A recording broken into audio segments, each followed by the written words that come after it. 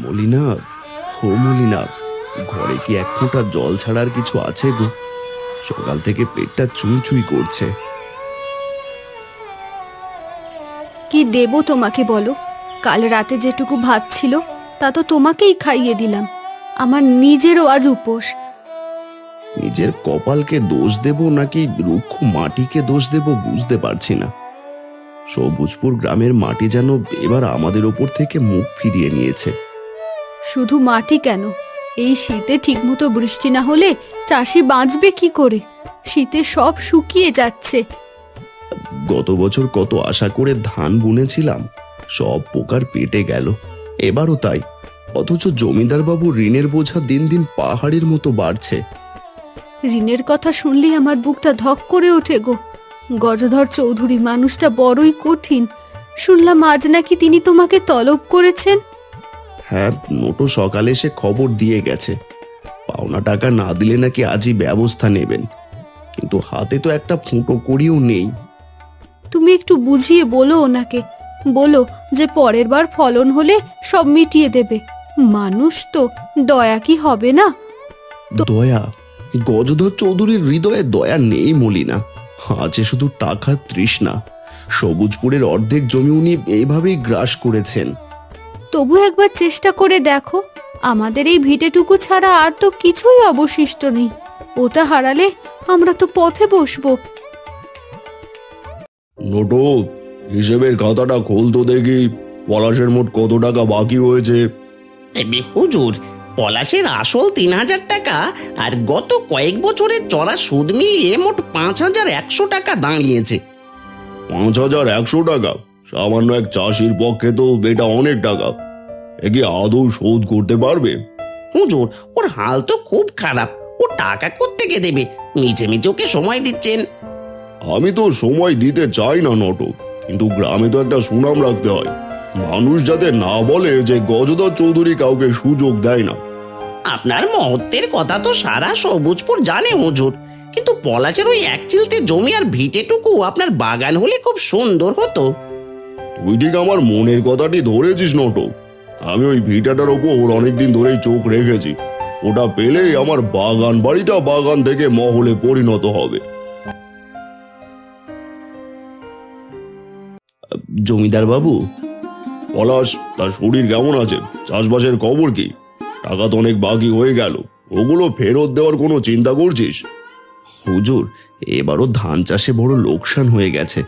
জমিতে পোকা লেগে সব নষ্ট হয়ে গেছে হুজুর। তোর সব সময় একই কথা, ধান মরেছে, পোকা খেয়েছে, বৃষ্টি হয়নি।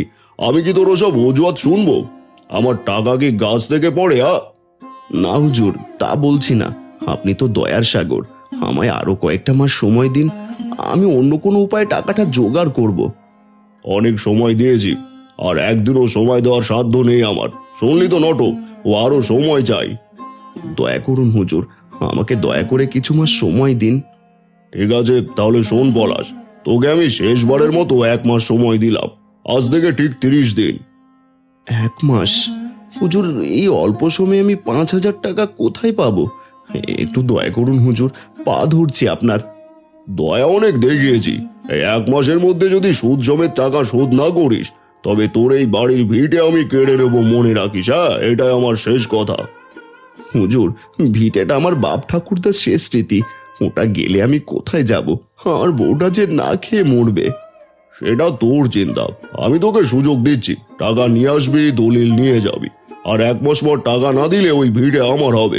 যা যা এখন এখান থেকে। জমিদার বাবু, আপনি আবার ওকে 1 মাস সময় দিলেন কেন? ওকে আজই দলিলে সই করে নিয়ে বের করে দেওয়া উচিত ছিল। আরে বোকা নটো, তুই কিছুই বুঝলি না। আমি জানি এই 1 মাসের মধ্যে 100 টাকাও জোগাড় করতে পারবে না।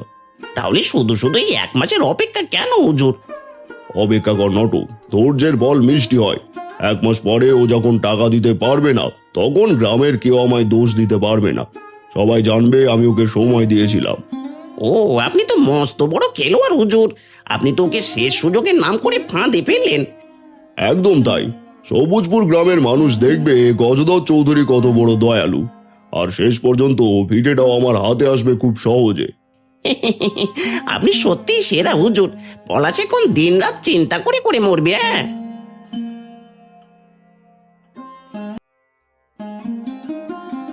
মলিনা, সব শেষ হয়ে গেল। জমিদার বাবু মাত্র 1 মাস সময় দিয়েছেন। মাত্র 1 মাস? এই কয়দিনে আমরা অতগুলো টাকা কি করে শোধ করব গো? তিনি সাব বলে দিয়েছেন, টাকা না পেলে আমাদের এই ভিটে বাড়ি কেড়ে নেবেন। না, এমনটা হতে পারে না। উপরওয়ালা থাকতে আমাদের উপর এত অন্যায় হতে পারে না। তুমি হাল ছেড়ো না। হাল ছেড়ে দিইনি মলিনা, কিন্তু কোনো পথ খুঁজে পাচ্ছি না। চাষ করার মতো পুঁজিও নেই আমাদের কাছে। আমি একটা কথা বলছিলাম, ওই এখন তো শীতকাল আসছে, বাজারে অন্যান্য সবজির চেয়ে বাঁধাকপির চাহিদা খুব বেড়েছে। আমি শুনলাম কপির দামও অনেক। বাঁধাকপি? কিন্তু মলিনা, কপি চাষ তো অনেক পরিশ্রমের ব্যাপার, আর কপির চারা কিনবো, সেই টাকা কোথায়? তুমি চিন্তা করো না, বিয়ের সময় আমার মা আমায় 1 জোড়া রূপোর বালা দিয়েছিলেন। ওটা আমি আজ পর্যন্ত নিজের কাছে রেখেছি, বিপদের দিনের জন্য। না মলিনা, ওটা তোমার শেষ সম্বল। বিপদের দিনে পড়ার জন্য ওটা তোমার মা দিয়েছিল। ওটা আমি কিছুতেই নিতে পারবো না। আমাদের মাথার ওপর ছাদ চলে যাওয়ার চেয়ে এই রূপোর মূল্য কিছুই নয়। তুমি কালই ওটা বিক্রি করে দাও। যা টাকা পাবে তা দিয়ে বাঁধাকপির চারা আর সার কিনে আনো। তোমার ত্যাগের মূল্য আমি না জানি কোনোদিনও দিতে পারবো কিনা।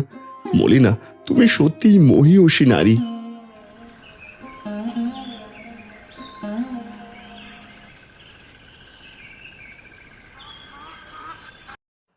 হোগো, দেখে যাও আমাদের ক্ষেতটা কেমন সবুজ হয়ে ভরে উঠেছে। কত সুন্দর গোল গোল বাঁধাকপি ধরেছে, দেখেছো? হ্যাঁ মলিনা, ওপরওয়ালা আমাদের দিকে মুখ তুলে চেয়েছেন। ওরে বাবা, মলিনা দিদি, পলাশ ভাই কি জাদু মন্ত্র দিয়েছে জমিতে? এত বড় বড় বাঁধাকপি তো আমি আগে কখনো দেখিনি। শিউলি, এর সবটাই তোমাদের আর আমাদের পরিশ্রমের ফল। দিনরাত এক করে আমরা এই জমিতে পড়ে থেকেছি। বাজারে খবর নিয়েছি, এবার বাঁধাকপি বাজারে খুব কম। আমি যদি এই কপিগুলো বাজারে তুলি, তবে বেশ ভালোই দাম পাবো। শুধু ভালো কেন, এই কপি দেখলে মানুষ কাড়াকাড়ি করে কিনবে। তুমি কাল সকালে বড় ঝুড়ি নিয়ে বাজারে রওনা দাও। হ্যাঁ ভাই, জমিদারের 5,000 টাকা সুদের সব পাওনা আজই ঝুড়িতে ভরে নেব। আমার খুব আনন্দ হচ্ছে। মনে হচ্ছে আমরা এই বিপদ থেকে এবার সত্যি সত্যি মুক্তি পাবো। ভগবানের উপর বিশ্বাস রেখো মলিনা, তিনি আমাদের নিরাশ করবেন না। আজ তো 1 মাস পূর্ণ হলো। নটক, লাঠিয়ালদের ডেকেছিস? আজই পলাশের ভিটেতে খুঁটি পুঁতে দিয়ে আসবো। সব তৈরি হুজুর, কিন্তু ওই দেখুন পলাশ নিজেই আসছে। জমিদার বাবু, আজ তো আপনার সময়সীমা শেষ হলো। আমি এসেছি আপনার দেনা শোধ করতে। কি বললি? তুই টাকা শোধ করতে এসেছিস? এত টাকা পেলি কোথায়? ডাকাত করিসনি তো? না হুজুর, আমি রক্ত জল করে মাঠে বাঁধাকপি চাষ করেছি। সেই কপি বিক্রি করেই টাকা রোজগার করেছি। এই নিন আপনার আসল আর সুদ। কপি বিক্রি করে 5,000 টাকা? এটা কি করে সম্ভব? নটক, টাকাটা গুনে দেখ তো। হুজুর, এ তো একদম আসল নোট। 5,100 টাকা পুরোই আছে, 1 টাকাও কম নেই।